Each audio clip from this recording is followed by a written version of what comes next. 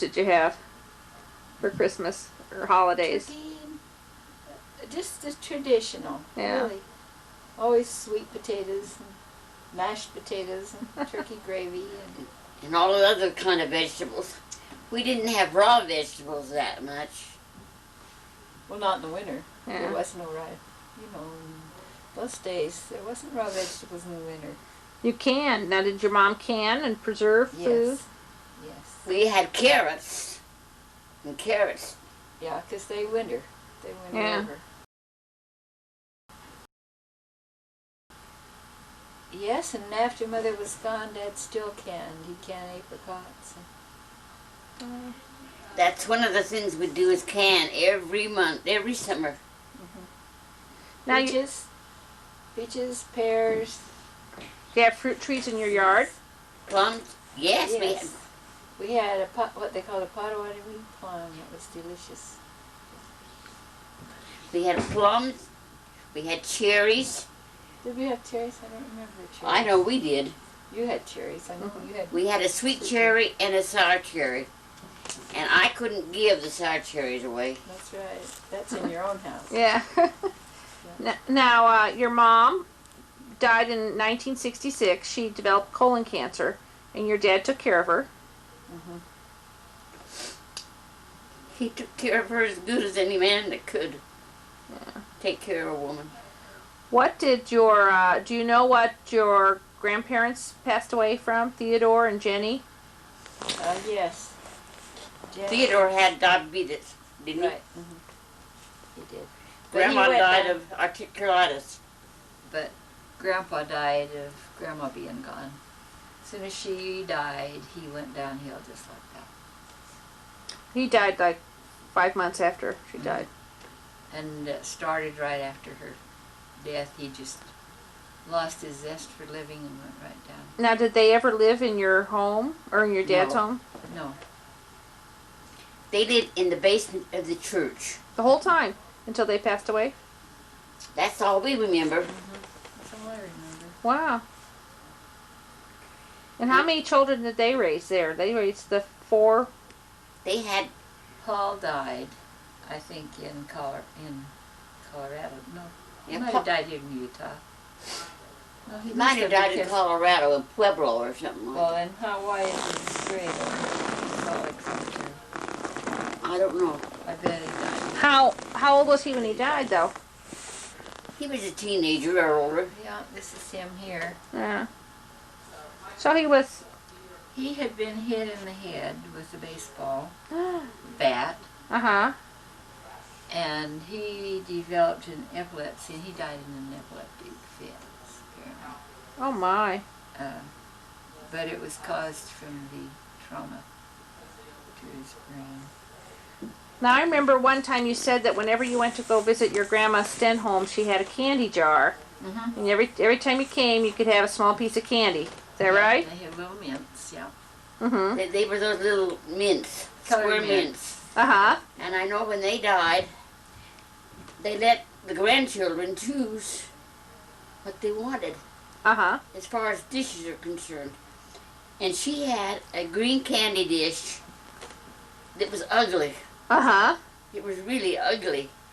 And I chose that. Had a lid like that. That would have been my first choice. I chose Yeah. that because she kept candy in that, and I remembered that, see? And when Dad's family went there and I chose that, why did you take that? And I said, because I remember the mints that she had in there all the time. And I did. That was the thing that, and I wanted something to remember them by.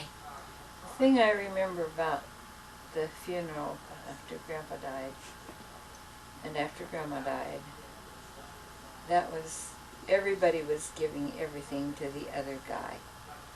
Nobody was vying for anything. Most of it went to Leonard because he was the poorest. And they'd say, here, you take this. Here, you need this. Here, you take this. And then they made sure that we all got, all of the grandchildren got some of Grandma's embroidery work. Everybody had to get some. And then Candy dish was the they let everybody choose something that they wanted of all the grandkids.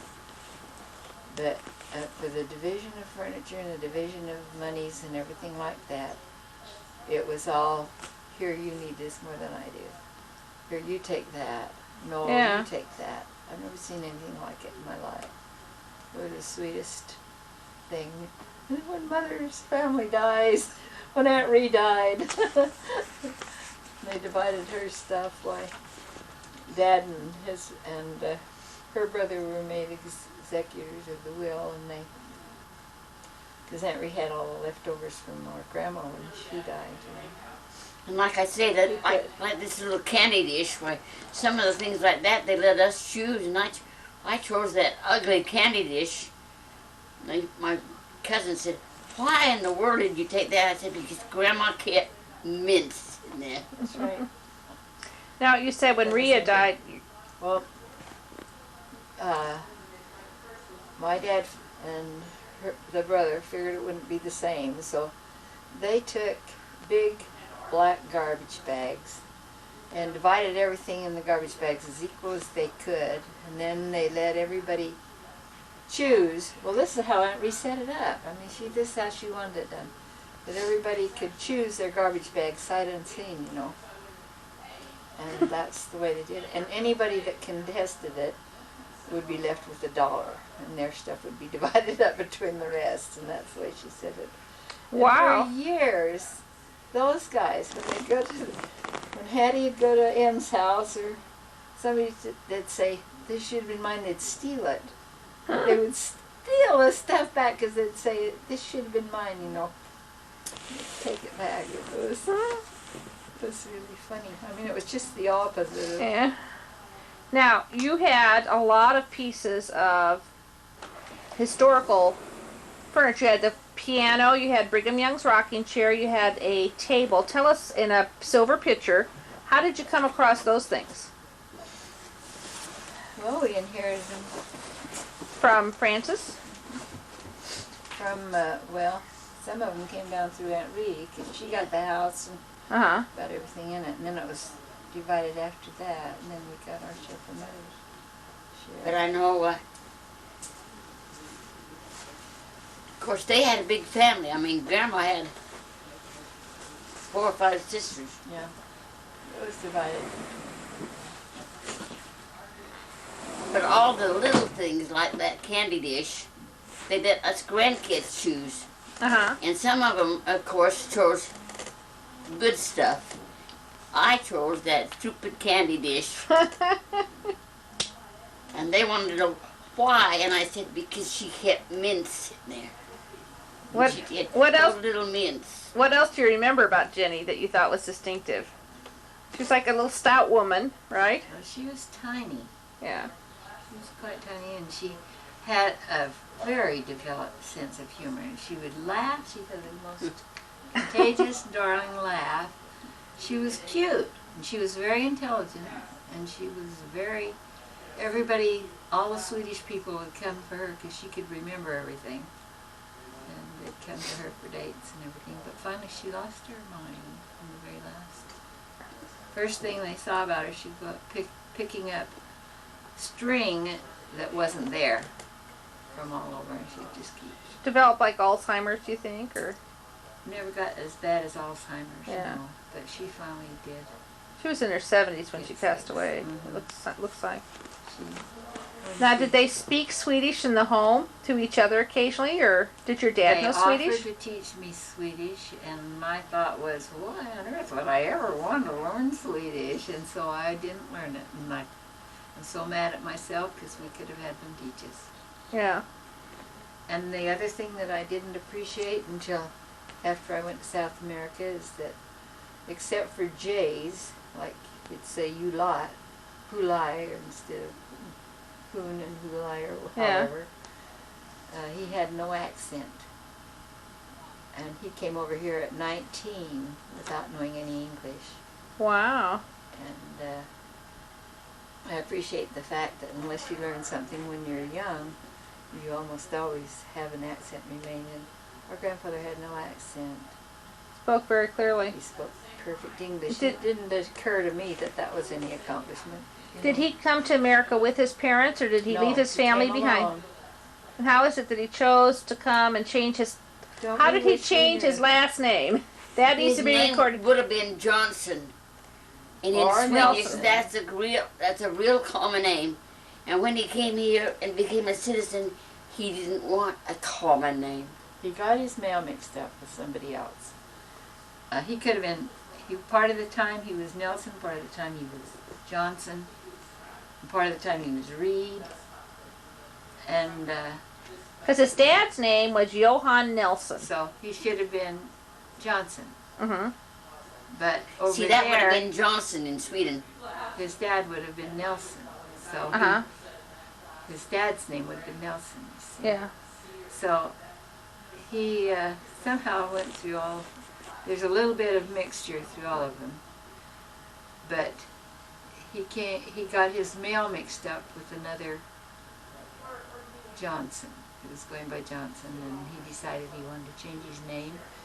And we thought he just pulled it out of the air. But in Swedish, Holt is branch of a tree. No, Quist is branch of a tree. And Holt, if you look on the Swedish map around from where they came, there's all kinds of names with Holt in it. Oh. So that's how he chose the name Hultquist. I think He so. wanted He branch wanted of a a name tree. nobody else had ever had. And now we found other people that have it. But they aren't anything to do with us because He invented it. he invented it. Yeah. Now, he came over from Sweden at 19 to work in what area of the country? In Kansas? He went directly to Kansas. So he must have had known relatives. people there. He went to wherever my grandma was living. And they were living in Iowa at that time. But he didn't know my grandmother before he was there. You tell me. So they met there in Kansas and got married in... But Grandma was teaching school, and he was 31 when he got married. Yeah. He went there, and it was a one-room school, and he went through all 7 grades in 1 year. And that's how he learned English. He started with the little tiny kids' books and worked his way on up. And what did he do you know, for a living back then? I think he went into as a miner. Because he was a miner when he came here. And then he went into the smelter here and was a miner. And that's how the 2 boys started working at the smelter. And Uncle Arnold got a job in some kind of accounting or something like that. So he worked there, and his sons worked in the smelter too. Well, They both worked for the American Smelting and Refining Company, and Uncle Leonard did too. But Uncle Leonard was different. He drank. Uncle Leonard's the one that played the piano by heart and played for movie theaters. Yeah, he did that. Yeah. And so Jenny and Theodore met when she was his school teacher and taught him English. That's really... He tells a story that he was out hunting for a bunny and caught him a deer. That's what he said. He was supposed to have been out hunting for rabbits.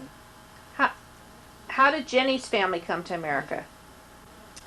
Did you ever learn that? Her whole family came except her. Her Aunt Holden and Ellen, I think, were both born in Sweden, weren't they? Her sister Holden and Ellen were born after she was. Uh-huh. So her older sisters were born in Sweden, but she was born here. Yes. Okay. Her older sister, Ellen and Hulda, Were born in Sweden. were born in Sweden. Okay. And then the family came here, and she. And they came to Kansas or Iowa, right? So.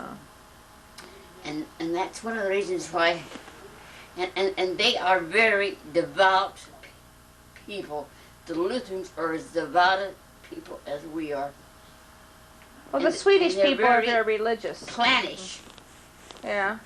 Yeah, but if they didn't like the preacher, they could fire him and hire another one. We didn't preach just what they wanted to hear. Now, Jenny she had the 2 sisters, you said, and did she have younger brothers and sisters born here in America that you knew of? I don't know of any brothers. Yeah. She had a twin. She had a twin. I didn't know They were that. both born very tiny. Both of I our think Grandma grandmothers had a were sister. born too tiny. Grandma had a brother. And did the twin live? The twin was bigger, and they put Jenny aside to die and took care of the other one, thinking it would live, and it died, and Jenny lived. And they kept her in a shoebox, and then our grandma, Clara, yeah. no, our grandma Frances Emily, she was born not as a twin, but she also was in a shoebox. She was very tiny. Oh my. She wasn't very big. Both of them were supposed to have been. Well, she was born, Frances Emily Folsom was born in Keokuk, Iowa, in the times of Nauvoo. Her family actually lived, didn't they, in that Nauvoo, or had they already crossed? Were they getting ready to go to winter's quarters? She was born after the church was organized. Uh-huh. Well, no, she came. No, but she came after the Martin Company and all. So she didn't come with Brigham. She didn't come with Brigham with the Martin Company. They came after the Martin. They were handcart company, but they came after, and they didn't have the problems. They walked struggles. straight across. Yeah, we always hear about the. Not all handcart ones had problems. Yeah. Well, they had And a she massive. may have, let's see. No. Can't remember. But I know that she wasn't with either of those companies. She came after. And Amelia came with her, and and Brigham Young met the deal. And from that time on, he was trying to work. You see, she was much older than. There's 15 years between Frances and Amelia. Amelia. Amelia's older. And he first met her when they got there, Amelia, Uh-huh. and was courting her from that time on until he got her. But she never had any children. Never did. But she was the wife of Brigham Young who entertained the most. Yes. And, you know, in a way it makes sense. She was free to go with him, but she was also a very determined, hard-headed woman. Uh-huh. A lot of business sense and a lot of good sense. So. And they called the house that they were building for him the Amelia Palace, and it was because of her. Was that the Lion House, or was No, that one farther up the road? It was torn down, but it was the Gardo House, Uh-huh. and it features very prominently in But she did history. She was the one that did all the entertaining. Uh-huh. She entertained for him, and she went with him on trips. And Uh-huh. she's often called his favorite wife. But she apparently was Some hard to people get would along agree with that. Independent. Right. And Maybe she it was also- her decision not to have children. Who knows? Yeah. And she also crossed the plains, too. And then, now how about Same time as our grandmother did. They crossed together. They crossed the same time. the Wallaces and the Folsoms? No, Amelia And and our grandma. and Frances. They were both Folsoms. Yeah. And they crossed with their parents. Yeah. Now, William Harrison Folsom, her father was a prominent architect in the church, wasn't he? Yes. Yeah. He designed, what did he design? Well, he did the bottom. Temple, for one thing. St. George Temple, the tabernacle, Uh-huh. the bottom of the tabernacle. We always thought he was the architect for the tabernacle. Uh-huh. But actually, Grove was the architect of the dome. Uh-huh. And our grandfather was the architect of the bottom with the buttresses. And sometimes the credit goes to one and sometimes it goes to the other. And nowadays, most of it goes to Grove, but they were both the architects. Of the tabernacle. That's pretty remarkable. And the Manti Temple. And the Brigham Tabernacle. Brigham City Actually, Tabernacle. he Okay. was Salt Lake Theater. Uh-huh. he was the architect of them. The only one he wasn't. The official architect was the Salt Lake.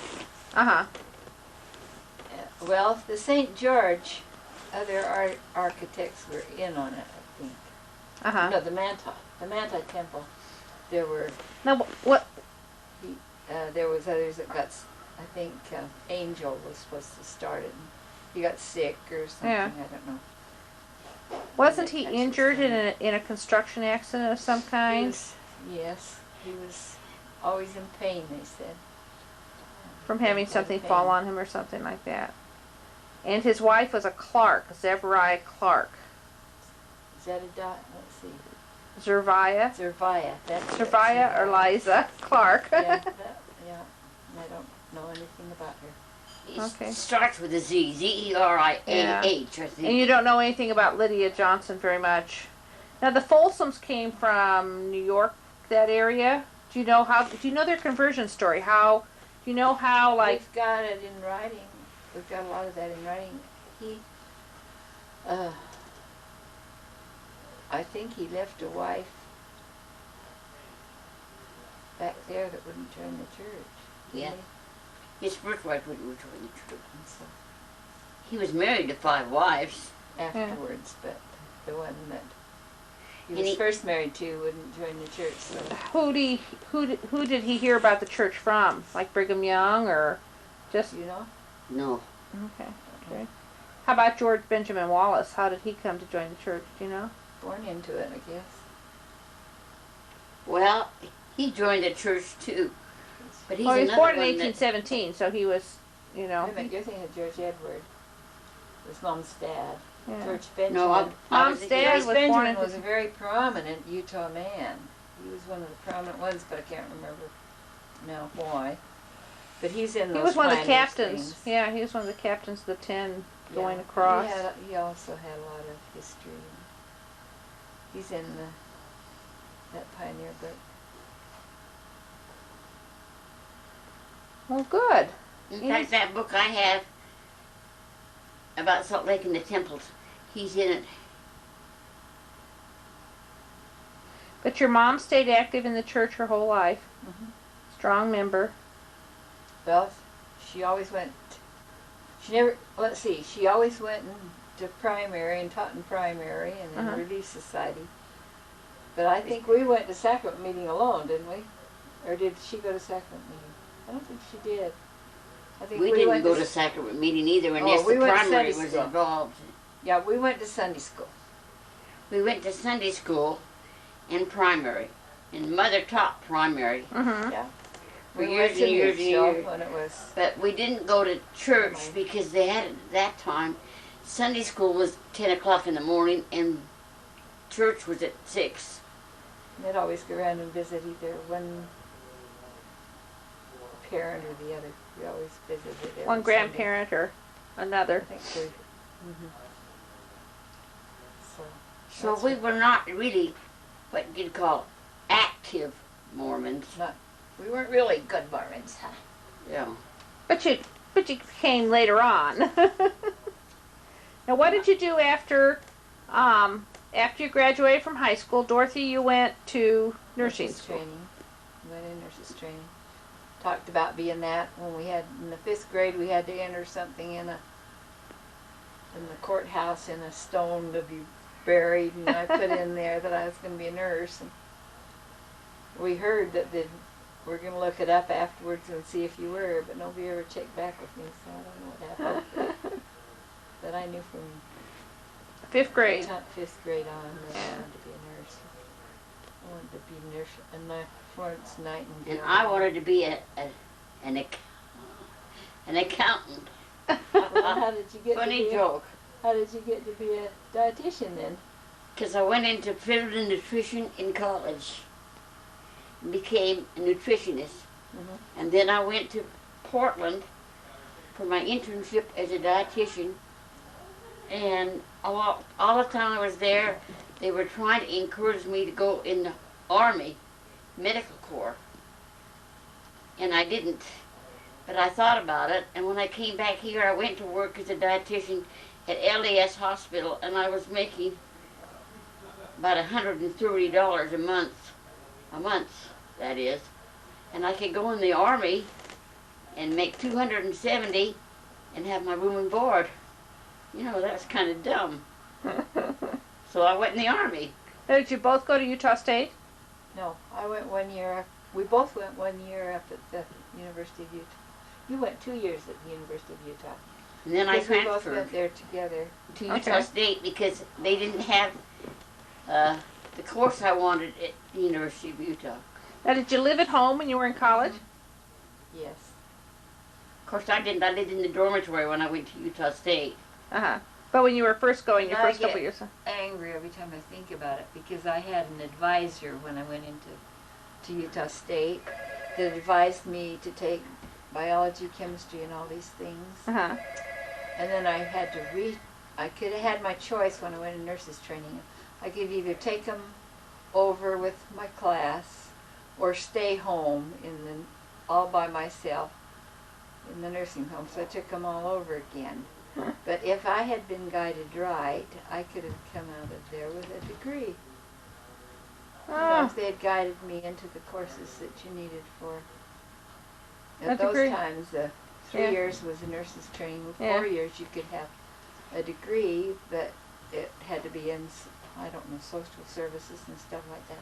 And if I had been guided right, I'd have ended up with a degree, which I didn't get. Yeah. Because I just retook the same classes that I was told to take. Oh. Very bad advice. And I went out in food and nutrition because I wanted to be a dietitian. And of course, I went to Portland, Oregon for my internship. Yeah. And that was in 43 and 44. And I came out and went This to was work as a dietitian. during the war, at so both of you were there during the World War II. World War II. Yes. Most of World War II, I was in nurses training.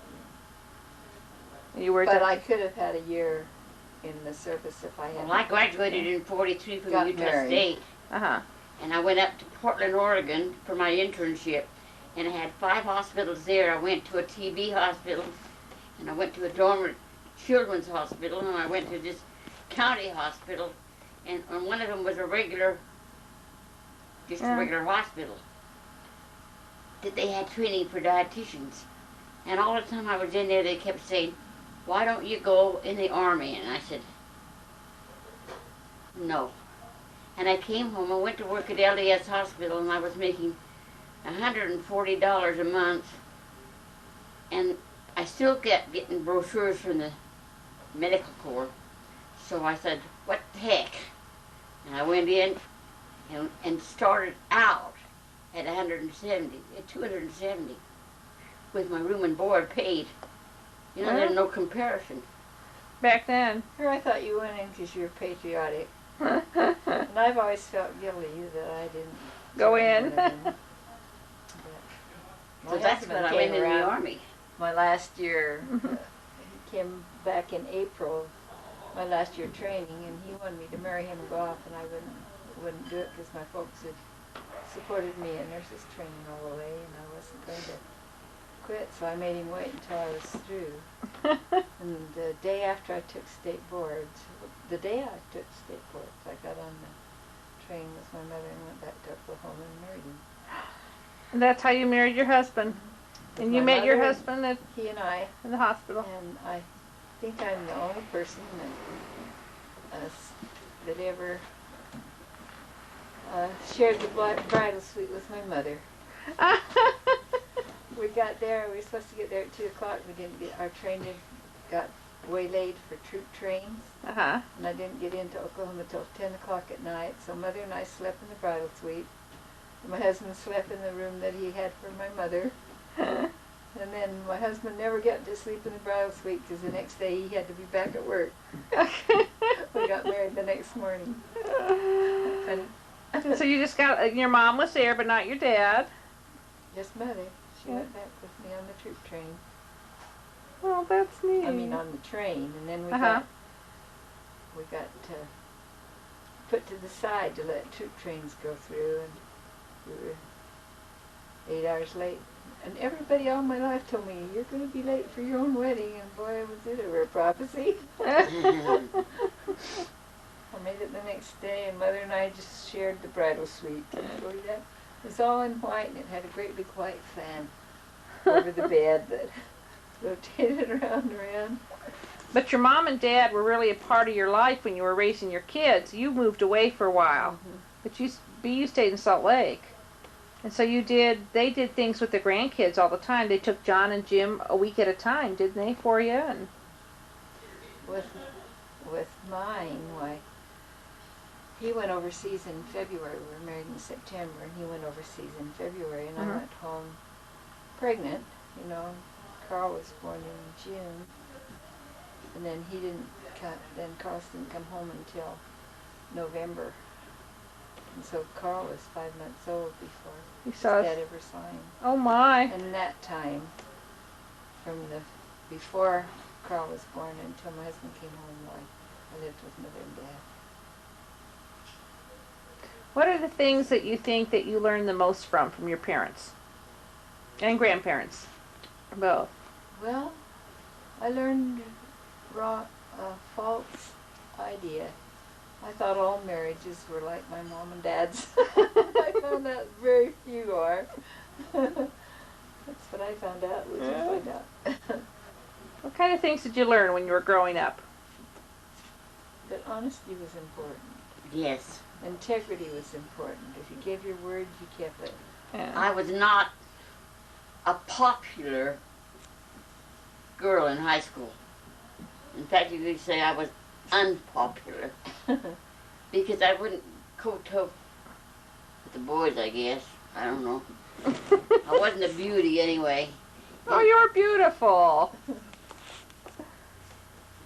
Oh, I didn't think so. Well, Bea was, I think she was shy to make friends because almost always my friends would become her friends, and then pretty soon they'd be better friends of her than they were of me, because she took better So care you were of us friends together. My friends were her friends. Yeah. She made very few friends in her own group. We had the same friends all our life. Of course, we're only a year and a half apart. And actually, even in nurses training, that was true. She got to know some of the girls in nurses training I was with. Yeah. I know when I went to Portland, Oregon, you know, for my internship, and they kept saying, "Why don't you join the Army? Why don't you join the Army?" I said, "No,